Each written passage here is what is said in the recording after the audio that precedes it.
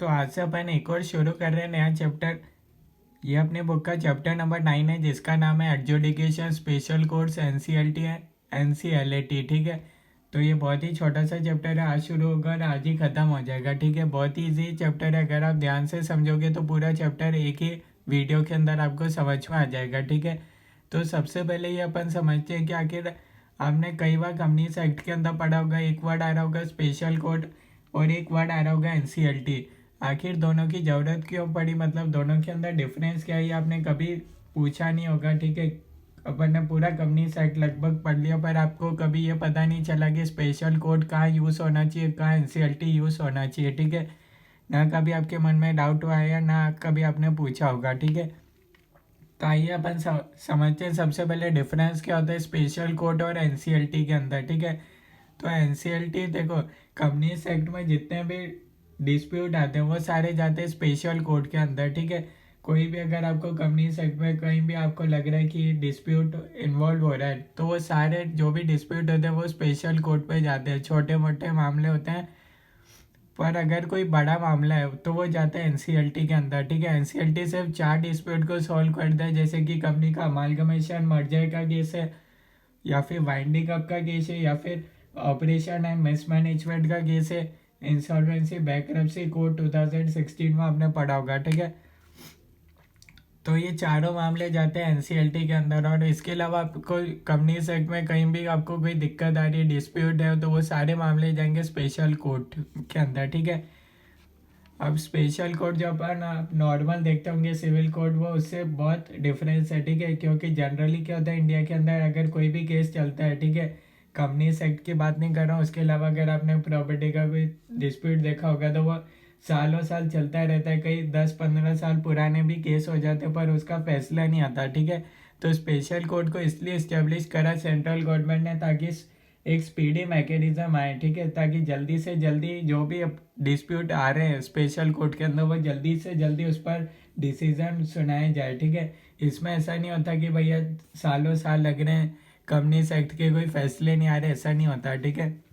Special court के अंदर कोई मामला है तो उसको फटाफट से सॉल्व कर दिया जाता है। स्पेशल कोर्ट में कौन कौन से मामले आते हैं, सारे मैटर्स जो भी कंपनीज एक्ट से रिलेटेड है। ठीक है।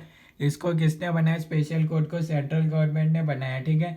अब आप पूछोगे इंडिया के अंदर स्पेशल कोर्ट कितने हैं, तो इसका जवाब ही दे रखा है सेंट्रल गवर्नमेंट ने, कि सेंट्रल गवर्नमेंट जितने चाहे उतने बना सकती है स्पेशल कोर्ट। ठीक है।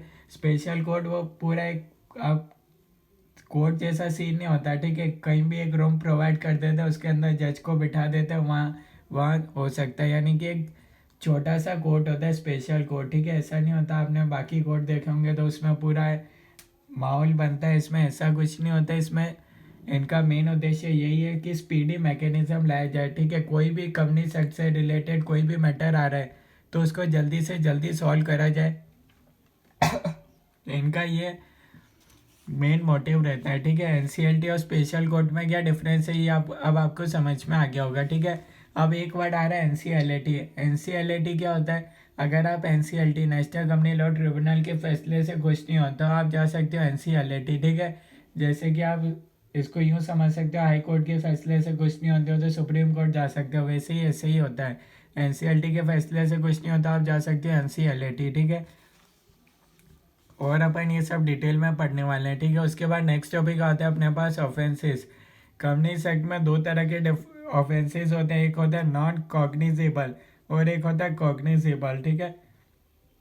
कॉग्निजेबल मतलब आपने कोई सीवियर ऑफेंस करा, बहुत ही सीरियस क्राइम कर दिया, तो वो कॉग्निजेबल ऑफेंस की कैटेगरी में आता है। नॉन कॉग्निजेबल क्या होता है, अगर आपने छोटा मोटा कोई क्राइम करा है तो वो नॉन कॉग्निजेबल कहलाएगा। ठीक है।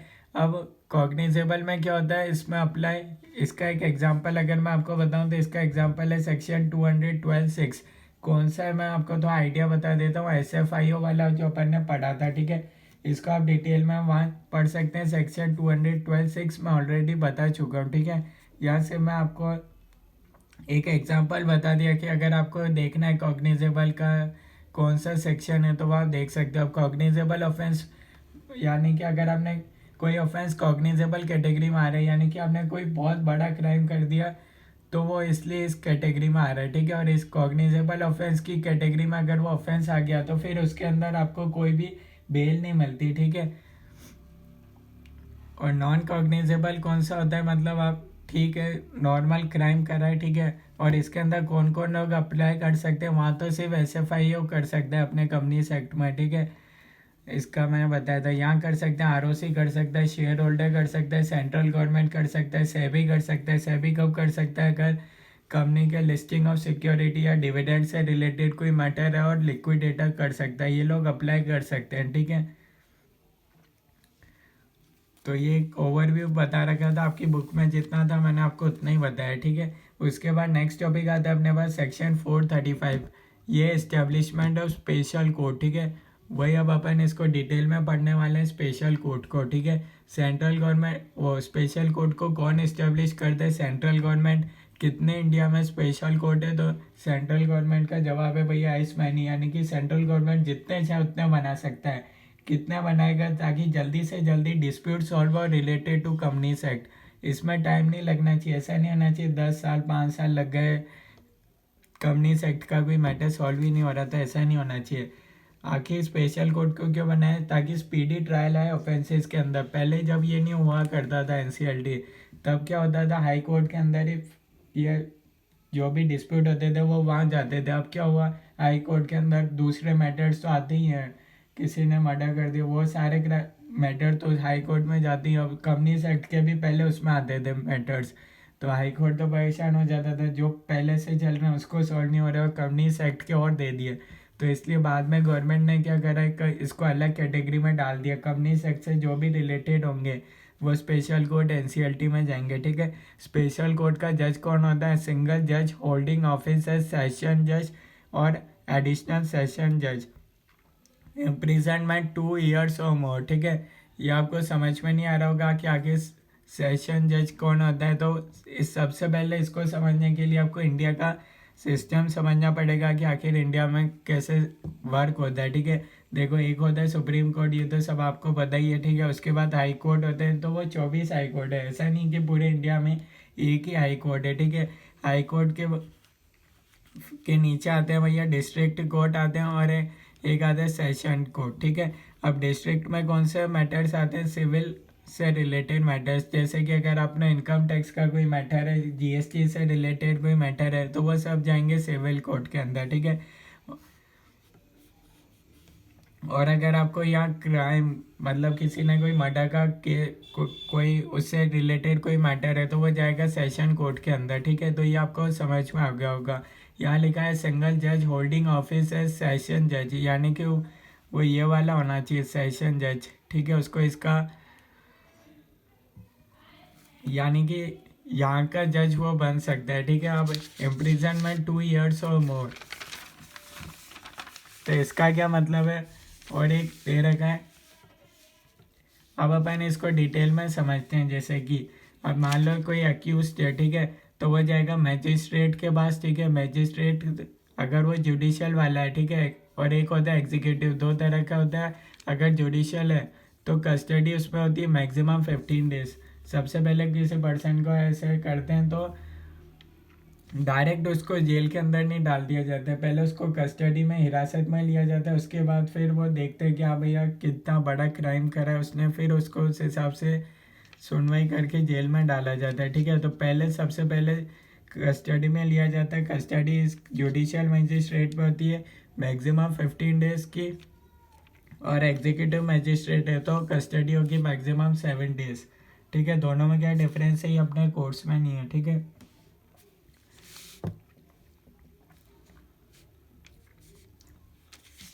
तब उसके बाद आता है मैजिस्ट्रेट, ठीक है। अब मैजिस्ट्रेट यहाँ कस्टडी में लेने के बाद ये मतलब एक आइडिया हो जाता है कि भैया उसका इम्प्रिजनमेंट कितना होने वाला है, ठीक है। अगर उसका मोर देन 2 years, यहाँ वो देख लेता है भैया, जांच कर लेता है कि हाँ भैया इसने कितना बड़ा कि उसने कितना बड़ा क्राइम करा है, ठीक है। तो उस हिसाब से वो देख लेता है, अगर इम्प्रिजनमेंट मोर देन 2 years 2 साल से ज़्यादा का है, या फिर अप टू 2 years है, ठीक है। अगर 2 साल का इम्प्रिजनमेंट है, ठीक है, या 2 साल से कम का है, तो ये सारा मैटर मैजिस्ट्रेट खुद ही संभाल लेगा, ठीक है।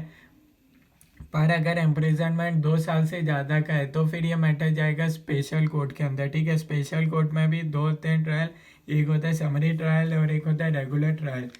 समरी ट्रायल में क्या डिफरेंस है और रेगुलर ट्रायल में, कि भैया समरी ट्रायल में मतलब फास्ट मैकेनिज्म होता है, ठीक है, पूरा प्रोसेस फॉलो नहीं होता, ठीक है, जितना ज़रूरी होता है उतना होता है, ठीक है। रेगुलर ट्रायल में क्या होता है, पूरा उसको डिटेल, बहुत ही ज़्यादा डिटेल में हर एक चीज़ की जांच करते हैं, फिर उसके बाद फैसला सुनाया जाता है, ठीक है। तो समरी ट्रायल में ऐसे मैटर जाएंगे जो नॉट मोर देन 1 ईयर है, ठीक है, यानी कि इम्प्रिजनमेंट उसका नॉट मोर देन 1 ईयर है, वही समरी ट्रायल में सॉल्व हो सकते हैं। अगर उसका मोर देन 1 ईयर है, ठीक है, तो वो मैटर जाएगा रेगुलर ट्रायल के अंदर। अगर वो अबाउट 3 ईयर्स है, ठीक है, इसको यहाँ आपको डाउट आ रहा होगा तो इसके लिए मैंने एक और चार्ट बना रखा है, ठीक है। अब यहाँ से देखते हैं, जैसे कि ये यहाँ से मैंने एक और चार्ट बना रखा है। इम्प्रिजनमेंट अगर मोर देन 2 ईयर्स है या होगा अप टू 2 ईयर्स, ठीक है, अप टू 2 ईयर्स का इम्प्रिजनमेंट है तो कोई दिक्कत नहीं, मैजिस्ट्रेट उस केस को संभाल लेगा, ठीक है। और अगर मोर देन 2 ईयर्स का इम्प्रिजनमेंट है तो उस तो वो जा सकता है, अपन ने देखा था अगर मोर देन 2 ईयर्स है तो उसमें दो स्पेशल कोर्ट में मामला जाएगा, ठीक है। तो अब यहाँ देखा जाएगा क्या अप टू 3 ईयर्स वाला मामला है या फिर about 3 years. More than 2 years वाला मामला है ये तो पता चल गया, पर अब उसके बाद देखेंगे अप टू 3 ईयर्स वाला मामला है या फिर अबाउ 3 ईयर्स का है। अगर वो लगता है अबाउ 3 ईयर्स का इम्प्रिजनमेंट मामला है तो वो तो फिर रेगुलर ट्रायल में ही सॉल्व होगा, ठीक है।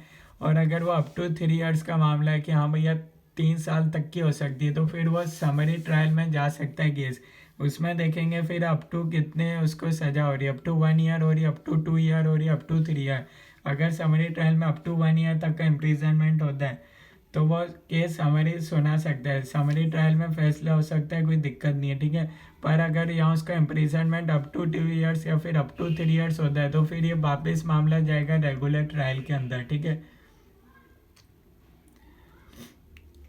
तो यानी कि समरी में ट्रायल में वो फैसले आ जाते हैं जो अप टू 3 ईयर्स है, ठीक है। यहाँ वापिस से क्लासिफिकेशन होता है कि अप टू 3 ईयर्स वाला मामला है तो उसको समरी में घेर देते हैं, फिर उसमें देखते हैं कि भैया अब उसका इम्प्रिजनमेंट कितना हो रहा है, अप टू 1 ईयर हो रहा है, अप टू 2 ईयर हो रहा है। अगर अप टू 1 ईयर है तो उस केस को समरी सुना सकता है, यहाँ मैंने यही लिखा था, ठीक है। तो समरी ट्रायल क्यों बनाया गया है, समरी ट्रायल इसलिए बनाया गया ताकि फास्ट डिस्पोजल हो, ठीक है, एप्लीकेशन का, not use for complicated cases. कोई कॉम्प्लिकेटेड केसेस है तो फिर वो फैसला रेगुलर ट्रायल से ही सॉल्व होगा। Proper justice but procedures will be less.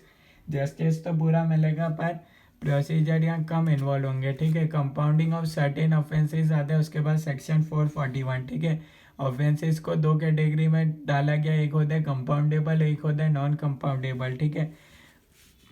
सबसे पहले ये समझ लो कंपाउंडिंग ऑफ ऑफेंस पॉसिबल नहीं अगर offence punishable with imprisonment only है या फिर फाइन प्लस इम्प्रिजनमेंट है, यानी कि अगर ऐसा कोई ऑफेंस किसी ने करा है जिसमें उसका जेल होना इन्वॉल्व है, ठीक है, चाहे से वो जेल होने वाला उसका ऑफेंस है या फिर जेल प्लस फाइन लिया जाएगा तो फिर उसका कंपाउंडिंग पॉसिबल नहीं है, ठीक है।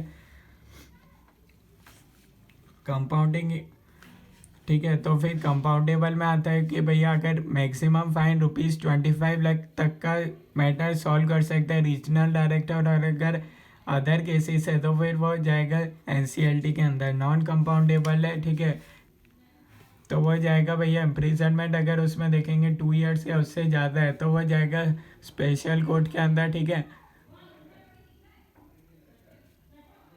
तो उसमें जाएगा सेशन जज, स्पेशल कोर्ट में वही अपन ने देखा सेशन जज होना चाहिए, ठीक है।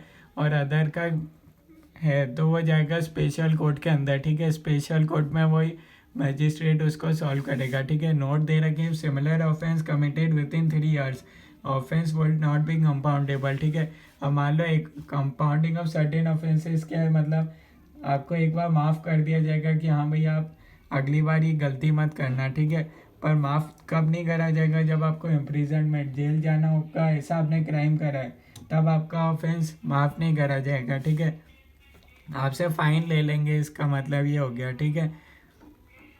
अगर भैया इम्प्रिजनमेंट है आपके ऑफेंस के अंदर तो वो कंपाउंडेबल हो ही नहीं सकता, माफ़ हो ही नहीं सकता। और माफ़ तभी हो सकता है जब सिर्फ फाइन वाला हमने कोई क्राइम करा हो तो, ठीक है। If similar offence committed with in 3 years offence will not be compoundable. अगर आपने सेम क्राइम वापस 3 साल के अंदर कर दिया तो फिर वो ऑफेंस कंपाउंडेबल नहीं होगा, ठीक है। यानी कि एक बार सिर्फ आपको माफ़ कर सकते हैं, 3 साल में एक बार। Not if any investigation going on then also offence is non compoundable. अगर कोई इन्वेस्टिगेशन पेंडिंग है तो फिर ऑफेंस नॉन कंपाउंडेबल ही हो गई, यानी कि फिर माफ़ नहीं करा जाएगा, ठीक है। पहले इन्वेस्टिगेशन पूरी होगी उसके बाद हो सकता है, ठीक है। उसके बाद आता है नेक्स्ट टॉपिक आता है मेडिएशन एंड कंसिलेशन पैनल, ठीक है। एमसीपी इसको बोलते हैं। ये सेक्शन 442। इसमें क्या होता है, अगर कोई भी मैटर पेंडिंग है central government tribunal appellate tribunal में, ठीक है। अगर कोई भी मैटर लंबे समय से पेंडिंग है तो या तो जिसने वो मैटर अप्लाई करा था ट्रिब्यूनल सेंट्रल गवर्नमेंट या अपीलेट ट्रिब्यूनल के अंदर वो पार्टी, या फिर ये लोग चाहें तो ये लोग भी जा सकते हैं। कहाँ जा सकते हैं, सेंट्रल गवर्नमेंट के पास जा सकते हैं, दोनों में से कोई भी जा सकता है, ठीक है। सेंट्रल गवर्नमेंट के पास जा सकते हैं, ठीक है। अब सेंट्रल गवर्नमेंट क्या करती है, एक्सपर्ट पैनल बनाती है कि हाँ भैया इस मामले को कैसे सॉल्व करा जाए, ठीक है। जैसे कि आप इंडिया में देख सकते हो राम मंदिर का केस था, ठीक है। तो अब यहाँ ट्रिब्यूनल को ही पता नहीं चलता था कि भैया आखिर किसके पक्ष में फैसला सुनाया जाए, ठीक है। क्योंकि अगर हिंदू के फैसले में से अगर उनके किसी के भी अगेंस्ट, किसी भी पार्टी के अगेंस्ट, किसी की भी पार्टी के फेवर में फैसला सुनाएंगे तो दूसरी पार्टी नाराज हो जाएगी। हिंदू के फैसले में सुनाएंगे तो मुसलमान नाराज हो जाएंगे, मुसलमान के फैसले पक्ष में सुनाएंगे फैसला तो हिंदू लोग नाराज हो जाएंगे कि भैया इस जगह तो राम मंदिर बनना ही नहीं चाहिए। तो ऐसे जो भी ऐसे मामले होते हैं जिन पर ट्रिब्यूनल सेंट्रल गवर्नमेंट या अपीलेट ट्रिब्यूनल इनके अंदर कोई मैटर पेंडिंग है तो उसके अंदर कोई भी या तो पार्टी या फिर ये लोग अप्लाई कर सकते हैं सेंट्रल गवर्नमेंट के पास। सेंट्रल गवर्नमेंट क्या कर सकती है, एक एक्सपर्ट पैनल को फॉर्म करेगी जो बहुत ही इनको हाई लेवल नॉलेज होगा उस बारे में, ठीक है। वो सेंट्रल गवर्नमेंट एक्सपर्ट पैनल को टाइम देगी कि हाँ भैया मैक्सिमम विद इन 3 months ये लोग सॉल्व कर दें या तो केस। और अगर इनके फैसले से ये लोग खुश है, दोनों पार्टियां खुश है, हिंदू और मुस्लिम दोनों, अगर इनके फैसले से खुश है एक्सपर्ट पैनल के तो डिसीजन एक्सेप्ट हो जाएगा और इस तरीके से माना जाएगा जैसे कि ये कोर्ट ने फैसला सुना। पर अगर एक्सपर्ट पैनल के फैसले से ये पार्टी लोग नाराज हैं तो फिर ये वापस फैसला ट्रिब्यूनल अपीलेट ट्रिब्यूनल जहाँ होगा वैसे ही चला जाएगा, फिर ऐसा माना ही नहीं जाएगा कि फैसला एक्सपर्ट पैनल के पास कभी आया था, ठीक है। तो एक ये भी एक स्पीडी मैकेनिज्म है एमसीपी, ठीक है। इसमें एक्सपर्ट पैनल लोग सॉल्व कर देंगे इसको विद इन 3 months के अंदर, ठीक है। और ऐसे मामले जिस पर ट्रिब्यूनल और अपीलेट ट्रिब्यूनल लंबे समय से फैसले सुना ही नहीं पा रहे, ठीक है। उसके बाद आता है सेक्शन 420 आता है ऑर्डर ऑफ ट्रिब्यूनल, ठीक है। यानी कि एक बार ट्रिब्यूनल ने ऑर्डर सुना दिया उसके बाद उनको कोई अमेंडमेंट करना है, ट्रिब्यूनल को अपने ऑर्डर में कोई अमेंडमेंट करना है तो वो विद इन 2 years कर सकते हैं, आफ्टर 2 years नहीं कर सकते, ठीक है। और जो भी ट्रिब्यूनल ने ऑर्डर दिया उसके विद इन 2 years वो लोग अमेंड कर सकते हैं, ठीक है। पर ये लोग तभी अमेंड कर सकते हैं जब पार्टी ने अपील नहीं करी हो। मान लो जो भी एनसीएलटी ने फैसला सुनाया था, ठीक है, वो और उससे कोई पार्टी नाराज थी और फिर वो चले गई एनसीएलटी के अंदर, ठीक है। तो फिर एनसीएलटी फिर अपने ऑर्डर को अमेंड नहीं कर सकती क्योंकि ये फैसला ऑलरेडी आगे चला गया, एनसीएलटी के अंदर आगे चला गया, ठीक है। तो फिर अमेंडमेंट पॉसिबल नहीं है विद इन 2 years के अंदर भी। पर अगर विद इन 2 years किसी भी पार्टी ने कोई अपील नहीं करी आगे एनसीएलटी के अंदर तो फिर वो अमेंड कर सकती है अपने ऑर्डर को, ठीक है। उसके बाद आता है सेक्शन 421 आता है, ठीक है। अगर आप एनसीएलटी के ऑर्डर से खुश नहीं हो तो आप जा सकते हो एनसीएलटी के अंदर विद इन 45 days के अंदर आपको जाना पड़ता है जिस दिन ऑर्डर आया। और अगर आप विद इन 45 days नहीं जा पाए तो अगर आपके पास कोई रीजनेबल कारण है तो आपको नेक्स्ट 45 days अलॉट हो जाएंगे, उसके अंदर आप जा सकते हो एनसीएलटी के अंदर, ठीक है। No appeal possible if consent to tribunal with consent of parties. हाँ, जब एनसीएलटी ने फैसला सुनाया था तब दोनों ही पार्टी खुश थे, ठीक है, ट्रिब्यूनल के फैसले से, तो फिर आप बाद में एनसीएलटी के पास नहीं जा सकते। उसके बाद आता है सेक्शन 423 आता है अपील टू सुप्रीम कोर्ट। इसमें दे रखा अगर एनसीएलटी इसके फैसले से भी कुछ नहीं होता आप जा सकते हो supreme court with in 60 days जाना पड़ेगा और एक्सटेंडेड पीरियड भी 60 डेज है, यानी कि अगर आप विद इन 60 डेज नहीं जा पाए तो नेक्स्ट 60 डेज जा सकते हो, अगर आपके पास कोई रीजनेबल कारण है कि हाँ भैया हम पहले 60 डेज में इसलिए नहीं आ पाए। उसके बाद आता है सेक्शन 422, इसमें बता रखा है अब जो NCLT है और NCLAT इनके पास केस आएंगे, ठीक है, तो इनको बहुत फास्ट वे में अपना फैसला सुनाना होता है, यानी कि जो भी इनके पास आया डिस्प्यूट वो विद इन 3 मंथ्स के अंदर फ्रॉम डेट ऑफ प्रेजेंटेशन, जिस दिन इनके पास कोई डिस्प्यूट आया उसके विद इन 3 मंथ्स इनको फैसला सुनाना है दोनों को ही। और एक्सटेंड पीरियड मैक्सिमम 90 डेज, अगर विद इन 3 मंथ्स नहीं सुना पाते हैं तो उनको कारण बताना पड़ेगा और एक्सटेंडेड पीरियड मैक्सिमम 90 डेज है, ठीक है, यानी कि मैक्सिमम 6 महीने के अंदर तो NCLT और NCLAT दोनों मिलकर फैसला सुनाई देंगे, चाहे मैटर कहीं भी पड़ा हो, ठीक है।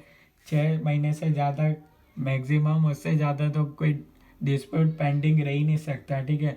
उसके बाद नेक्स्ट टॉपिक आता है अपने पास एडजुडिकेशन ऑफ पेनल्टीज।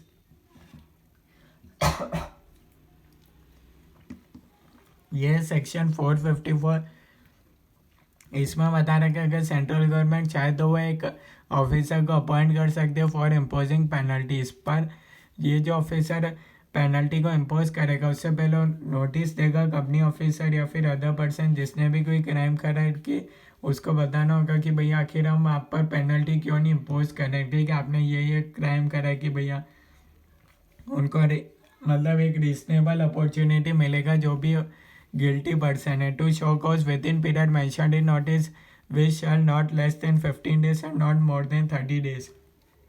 उनको 15 से 30 दिन का समय मिलेगा कि हाँ भैया आप अपना कारण बता सकते हो कि हम आप पर पेनल्टी क्यों नहीं लगाएं, ठीक है। If after considering reply submitted by such company the EO thinks physical appearance required issue notice within 10 working days. हाँ, कंपनी ने अब रिप्लाई दे दिया इस ऑफिसर को, तो अब एडजुडिकेटिंग ऑफिसर को लगता है कि हाँ भैया अब एक बार इसका फिजिकल बुलाना चाहिए, तो वो विद इन 10 वर्किंग डेज के अंदर ईओ को नोटिस भेजना पड़ेगा कि भैया आप चाहते हैं कि भैया आप फिजिकल प्रेजेंट हो, ठीक है। ऑर्डर ऑफ पेनल्टी, ठीक है, अब अगर फिजिकल प्रेजेंस है तो with in 30 days of reply में ऑर्डर ऑफ पेनल्टी हो जाना चाहिए, और अगर फिजिकल प्रेजेंस नहीं है तो with in 90 days order of penalty हो जाना चाहिए, ठीक है। अगर आप बार बार रिपीटेड डिफॉल्ट करते हो, ठीक है, विद इन 3 ईयर्स, जिस दिन पेनल्टी ऑर्डर आया उसके विद इन 3 ईयर्स आपने वापस सेम डिफॉल्ट कर दिया तो फिर आपको नेक्स्ट पेनल्टी लगेगी, जो पहली बार पेनल्टी लगी उसका twice the amount of penalty, उतनी पेनल्टी आपको लगेगी, ठीक है। तो ये अपना चैप्टर कंप्लीट होता है। कहीं भी अगर आपको कोई डाउट आता है तो आप कमेंट्स के अंदर पूछ सकते हो, ठीक है।